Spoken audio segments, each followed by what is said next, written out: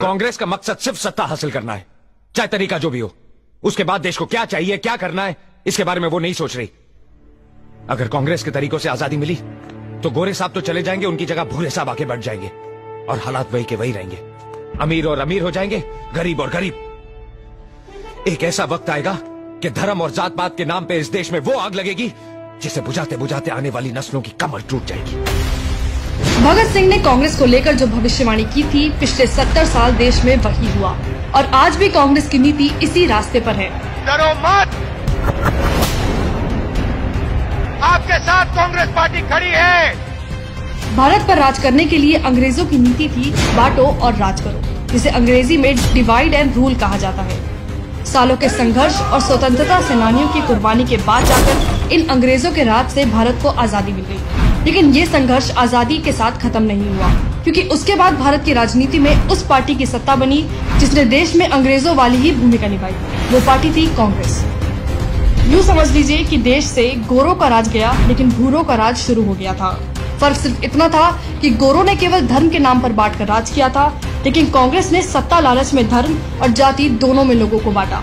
चलिए नजर डालते हैं उन घटनाओं पर जब कांग्रेस ने सत्ता के लालच और तुष्टीकरण की राजनीति में देश को धर्म और जात में बांटने की कोशिश की।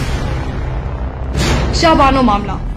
देश में कांग्रेस की तुष्टीकरण की राजनीति इसी मामले के बाद से शुरू हुई थी, जब 60 वर्ष की शाहबानो ने तलाक के बाद सुप्रीम कोर्ट से अपने पति से भरण पोषण भत्ता दिए जाने की मांग की थी। सुप्रीम कोर्ट ने इसे मंजूरी दे दी, लेकिन तमाम मुस्लिम संगठन ने इसे पारिवारिक और धार्मिक मामला बताकर इसका विरोध कर दिया। इसके बाद तुष्टीकरण के नशे में चूर कांग्रेस को शाहबानो के दर्द की जगह अपना वोट बैंक नजर आया। तत्कालीन प्रधानमंत्री राजीव गांधी की सरकार ने सुप्रीम कोर्ट के इस फैसले को पलट दिया और शाहबानो केस जीतकर भी ये लड़ाई हार गई। जाट आंदोलन। वहीं 2016 में हुआ हरियाणा में जाट आंदोलन, जब कांग्रेस के ही नेता ने युवाओं के कंधे पर बंदूक रखकर लोगों को जात के नाम पर बांटने का काम किया।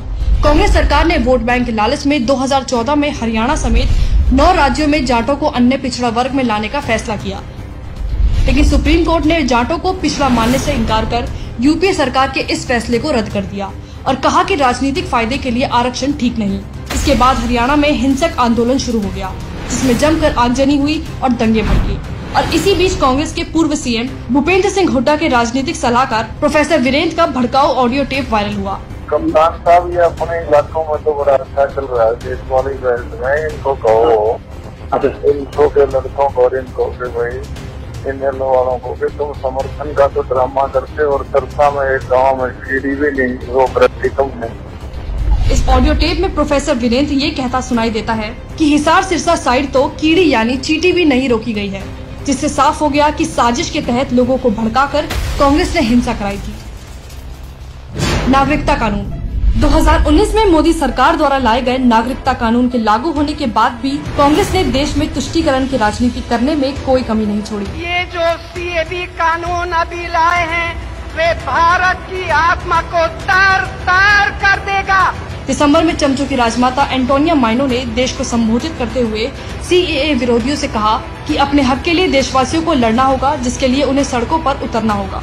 अपने घरों से बाहर निकले और इसके खिलाफ आंदोलन करें। जिसके बाद सीएए के खिलाफ प्रदर्शन तथा कथित विरोध दंगों में बदल गया। कांग्रेस ने सिर्फ भड़काऊ भाषण ही नहीं दिए, बल्कि कांग्रेस पार्टी की ही पूर्व नगर पार्षद और नेता इशरत जहां को उत्तर पूर्वी दिल्ली में हिंसा और दंगे भड़काने के आरोप में गिरफ्तार भी किया गया। विकास दुबे एनकाउंटर। वहीं पिछले महीने ही उत्तर प्रदेश में 8 पुलिसकर्मियों का हत्यारा विकास दुबे एनकाउंटर में मारा गया, तो इस पर भी कांग्रेस ने विकास दुबे की जाति को आधार बनाकर अपनी राजनीतिक रोटियां सेकनी शुरू कर दी। विकास दुबे एनकाउंटर से पहले कांग्रेस द्वारा सोशल मीडिया पर ये भ्रम फैलाया जा रहा था कि विकास दुबे ऊंची जाति से है, तो उसको सरकार का संरक्षण मिला हुआ है। यही भ्रम उसके एनकाउंटर के बाद इस बात में बदल गया कि क्योंकि वो एक जाति विशेष से संबंधित था, इसलिए उसका एनकाउंटर कर दिया गया।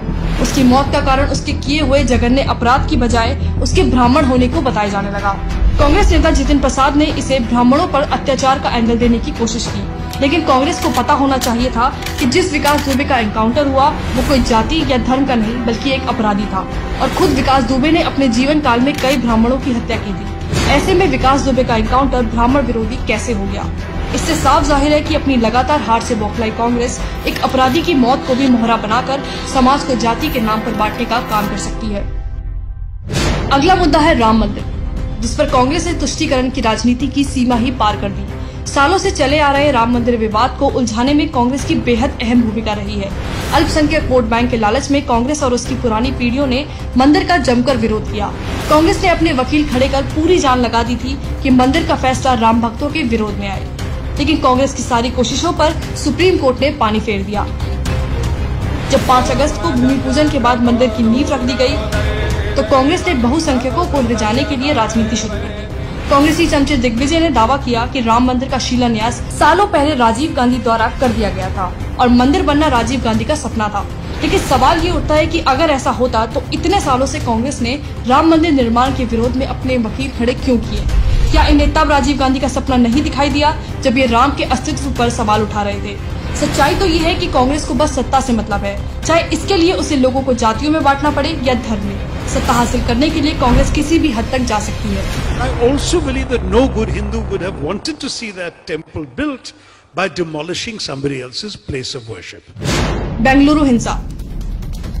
कांग्रेस की नीचता का अंदाजा तो उस समय लग गया जब बेंगलुरु में केवल एक फेसबुक पोस्ट को लेकर हुए दंगे में भी कांग्रेस का नाम आया। फेसबुक पर यह पोस्ट दलित कांग्रेस विधायक के भतीजे ने की थी। दंगाइयों ने दलित विधायक के घर को भी फूंक डाला। जांच में पता चला कि ये दंगे भी सुनियोजित तरीके से किए गए थे। इसमें पीएफआई से जुड़े संगठन एसडीपीआई का नाम सामने आया, लेकिन इसके साथ ही दंगों में कर्नाटक से कांग्रेस पार्षद इरशाद बेगम के पति कलीम पाशा की भूमिका भी शामिल थी और ये आशंका जताई गई कि हिंसा में एसडीपीआई और कांग्रेस का गठजोड़ था। 2017 में भी एसडीपीआई नेता मुजम्मिल पाशा ने कहा था कि जहां भी मुस्लिम बहुसंख्यक वोट है, कांग्रेस हमारी पार्टी एसडीपीआई का समर्थन करेगी। ऐसे में क्या आपको नहीं लगता कि सीएए विरोध में हुए दंगों की तरह ये दंगा भी राम मंदिर निर्माण का प्रतिशोध था, जिसकी प्लानिंग कांग्रेस की निगरानी में की गई थी? जिस प्रकार सीएए को लेकर सोनिया ने अपील की थी कि लोग सड़कों पर निकले, जिसके बाद दिल्ली में दंगे हुए, ठीक उसी प्रकार राम मंदिर निर्माण के प्रति कांग्रेस ने अपनी कुंठा बेंगलुरु दंगों को अंजाम देकर निकाली। क्योंकि अचानक से हजारों लोगों की भीड़ इकट्ठा हो जाना कोई संयोग नहीं बल्कि एक बड़ा प्रयोग ही नजर आता है। और यही वजह है कि गांधी वाड्रा परिवार ने इस हिंसा पर अभी तक अपने मुंह से एक शब्द तक नहीं निकाला है। कांग्रेस ने पिछले 70 सालों में यही किया है। जब इनके हाथ से सत्ता चली जाती है तो ये जात और धर्म के नाम पर किसी न किसी तरह देश में अराजकता फैलाकर लोगों को लड़वाते हैं और दंगे करवाते हैं, ताकि लोगों के बीच नफरत बनी रहे और इनकी राजनीति की दुकान चलती रहे।